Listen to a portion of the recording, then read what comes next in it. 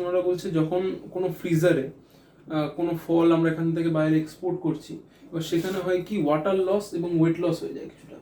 এবার ফলটা শ্রিঙ্ক হয়ে যায়, তাতে ওদের কিছুটা মার্জিন লস হয় অ্যান্ড শাইন চলে যায়, যেটা বললাম। আর একটা যেটা মেজার হচ্ছে, ওটা জিনিসটা শ্রিঙ্ক হয়ে যায়।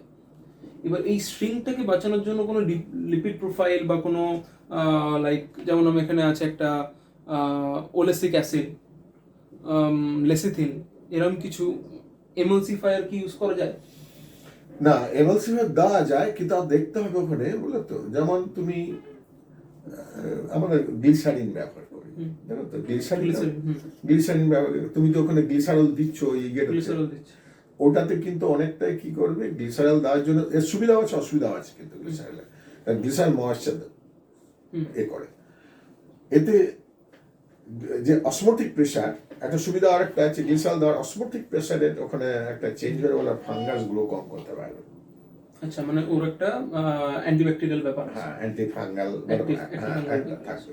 আবার সিনকেসটাকেও বন্ধ করতে পারবে, শ্রিঙ্কেজটাকে বন্ধ করতে হবে, মানে কারণ ও টু সাম এক্সটেন্ট ময়েশ্চার দিয়ে বর্ডার করে দিল, হ্যাঁ, ময়েশ্চার ভিতরে ঢুকছে না, ও বর্ডার করে দিল, আর ফাঙ্গাস গুলোকেও নষ্ট করে দিচ্ছে অসমোটিক ইয়ে করার জন্য, তার জন্য ও সিনকেসটাও কম হবে, বুঝলে তো। আর ওই যেমন ধর আপেল ফাপেল এখন যেমন ধর, যদি ওটা ব্যান্ড হয়েছে, কিন্তু এখন আমাদের চলছে যে ওয়াক্স কোটিং, পয়জনাস ঠিক নয়, ওয়াক্স কোটিংটা কিছু সাইড ইফেক্ট আছে, এটা এখনো তো চলছে। ওটা তো দেখবে সিনকেজ হয় না, আপেল গুলো খুব সুন্দর থাকে না, কিন্তু ওগুলোতে আমি যেটা নোট করেছি, ওগুলোতে বাইরের এক্সপোর্টাররা ওগুলোকে ব্যান করে দিচ্ছে। আমি তো বলছি তো, ওয়াক্স কোটিংটা ব্যান বাইরের ক্ষেত্রে, কিন্তু ওটা একটা টেকনোলজি। আবার আরেকটা টেকনোলজি যেটা আমি কিছুদিন কাজ করেছিলাম ট্রু সেন্সে, এবং আমি তোমার হার্ভার্ড ইউনিভার্সিটিতে একটা লেকচার দিয়ে এসেছিলাম, যে এই যে তোমরা কমলা লেবু দেখেছো তো, কমলা লেবু যত শীত পড়বে দেখবে কমলা লেবুর গোড়াগুলোতে, মানে যেখানে মুখ যেখানে তোমরা বললো ফুটো আছে যেগুলোতে, সেইগুলোতে দেখবে প্রথমত সাদা প্যাচ হবে, তারপর সেই সাদা প্যাচ গুলো সবুজ হয়ে যায়। পেনিসিলিয়াম ডিজিটাটাম, ওই ফাঙ্গাসটার নাম পেনিসিলিয়াম ডিজিটাটাম, এ মারাত্মক। এই জন্য কি করা হয়, ওরা ওয়াক্সটা দেয়, ওই ফুটোগুলোকে বন্ধ করে দেয়। আমি একটা টেকনোলজি নিয়ে কিছুদিন কাজ করেছিলাম, ইস্টের সলিউশন।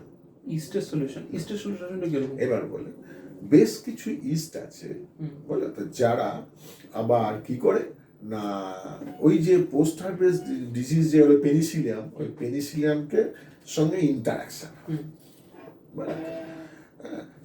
করে, ফলে কি আমি যদি তার সলিউশনে, স্পোরের সলিউশনে ওই ফলগুলোকে ডুবিয়ে রেখে দিলাম 10 মিনিট, তারপর তুলে নিলাম, জলটা ড্রাই হয়ে গেল, তাহলে ওর সারফেসে ওই ইস্ট গুলো লেগে থাকবে, বুঝছো তো। ইস্ট গুলো যখনই লেগে থাকলো, যখনই ওই স্পোরটা গেল না এবার পেনিসিলিয়ামের, ওর সঙ্গে ওর ইন্টারাকশন হবে, ওকে গ্রো করতে দেবে না। আচ্ছা, ওকে গ্রো করতে দেবে, এই জন্য অ্যান্টিফাঙ্গাল। হ্যাঁ, এই জন্য একেবারে বায়োলজিক্যাল কন্ট্রোল। অন্য কথা, এর এফিশিয়েন্সি কতটা, মানে এর এফিশিয়েন্সি ভালো, এই এফিশিয়েন্সি ভালো। এক্ষেত্রে কি হবে, তোমার সিঙ্কেজটাকে বন্ধ করতে পারবে না, কিন্তু তোমার এই যে পেনিসিলিয়াম ডিজিটাটামকে নষ্ট করতে পারবে। আচ্ছা, এই রোগটা থেকে ও ভালো রকম, মানে এটা প্রচন্ড পোস্ট হারভেস্ট। কমলা লেবু দেখবে তুমি, যত তুমি ভাববে শীত পড়ছে, মানে যত শীত পড়বে তত কিন্তু পেনিসিলিয়াম ডিজিটাটাম নষ্ট করবে। এই টেকনোলজিটা আমি একটা করে দেখেছিলাম, যে প্রায় লেবুগুলোকে তোমার এমনি ধরো একটা লেবু যদি তোমরা বাইরে থেকে লেবু কিনে আসবে শীতকালে, দেখবে ওই 5-7 দিনের মধ্যেই দেখবে ওগুলোর মধ্যে সবুজ হয়ে গেছে। কিন্তু আমি নিজে এখানে 40 দিন পর্যন্ত ফ্রি রেখেছি এই ল্যাবরেটরিতে, 40 ডেজ। তারপরে আমি ওটাকে নিয়ে হার্ভার্ড ইউনিভার্সিটিতে লেকচার দিয়ে এসেছি, একটা ইন্টারন্যাশনাল সেমিনার।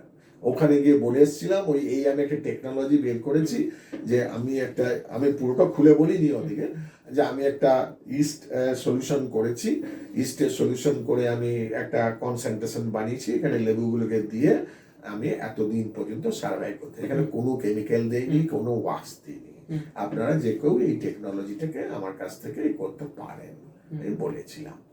তারপর তো আমি ওই ইয়েতে চলে এলাম, আমার রিসার্চটাকে আমি ক্যান্সারের দিকে নিয়ে চলাম। হার্ভার্ড থেকে আসার পর আমি অ্যান্টি ক্যান্সার ড্রাগ ডেভেলপমেন্টের দিকে চলে এলাম, ওই দিক থেকে ছেড়ে দিলাম। অনেকে আমাকে বলেছিল যে ওই টেকনোলজিটাকে তুমি ইয়ে করো, কারণ সবই নয়, আমি নাম